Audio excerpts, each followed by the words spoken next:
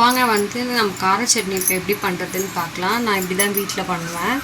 எண்ணெய் நல்லா ஹீட் ஆகிடுச்சு. கொஞ்சமாக எண்ணெய் ஊற்றிருக்கேன். வெங்காயம்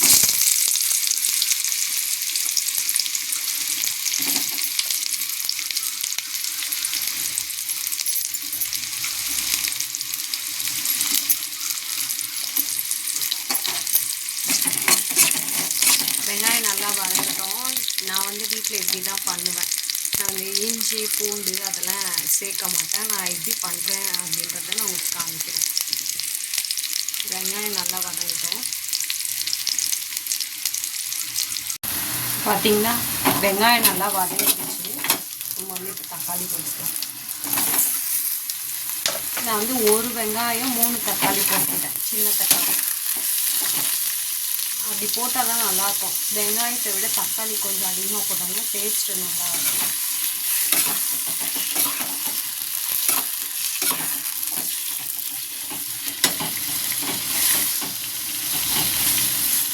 இப்போ நல்லா வதங்கட்டும். வதங்கினதுக்கப்புறம் காமிக்கிறேன்.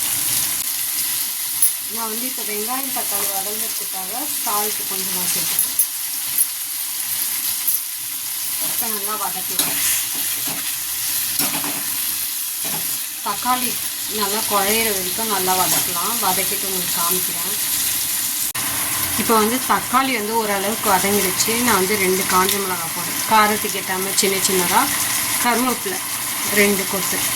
கருவேப்பிலை நிறைய போட்டாலும் டேஸ்ட்டு நல்லாயிருக்கும். நல்லா வதங்கட்டும். நான் எப்பயுமே எங்கள் வீட்டில் இப்படி தான் ட்ரை பண்ணுவேன். டேஸ்ட்டு நல்லாயிருக்கும். வெங்காயத்தை விட தக்காளி அதிகமாக ஆட் பண்ணணும், அப்போ தான் நல்லாயிருக்கும்.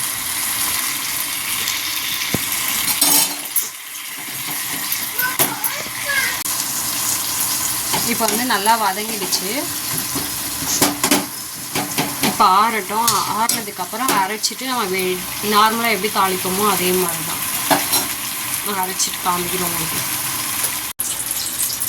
இப்போ பார்த்திங்கன்னா சட்னி நம்ம வந்து அரைச்சி எடுத்துட்டோம். இப்போ தாளிக்கலாம். நான் வந்து அதே கடாயிலே எண்ணெய் ஊற்றி வச்சுருக்கேன்.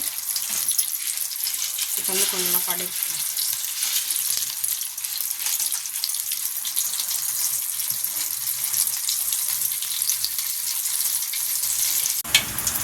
கடுகு நல்லா பொரிஞ்சிச்சு. நம்ம வந்து கருவேப்பிலை போட்டோம்.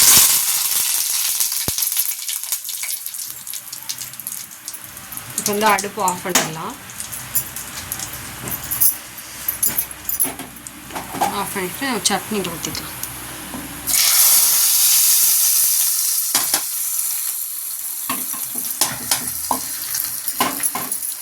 உங்களோட கார சட்னி வந்து ரெடி ஆகிடுச்சு. நீங்களும் வீட்டில் ட்ரை பண்ணி பாருங்கள். பார்த்துட்டு கமெண்ட் பாக்ஸில் கமெண்ட் பண்ணுங்கள். நம்மளோட சேனலுக்கு வந்து சப்ஸ்கிரைப் பண்ணுங்கள், சப்போர்ட் பண்ணுங்கள், ஷேர் பண்ணுங்கள், கமெண்ட் பண்ணுங்கள். தேங்க்யூ.